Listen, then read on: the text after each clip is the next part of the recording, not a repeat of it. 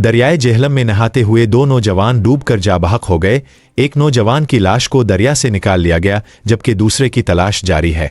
ये अफसोसनाक वाकया जेहलम की तहसील पिंडाडन खान में झुग्गिया के मकाम पर दरियाए जेहलम में पेश आया, जहां 17 साला मोहम्मद ओन और 20 साला मोहम्मद हसीब मुगल दरियाए जेहलम में नहाते हुए गहरे पानी में डूबकर जान की बाजी हार गए। रेस्क्यू जराये के मुताबिक दोनों नौजवान नहाते हुए अचानक गहरे पानी में चले गए और पानी की तेज मौजें उन्हें बहा ले गईं।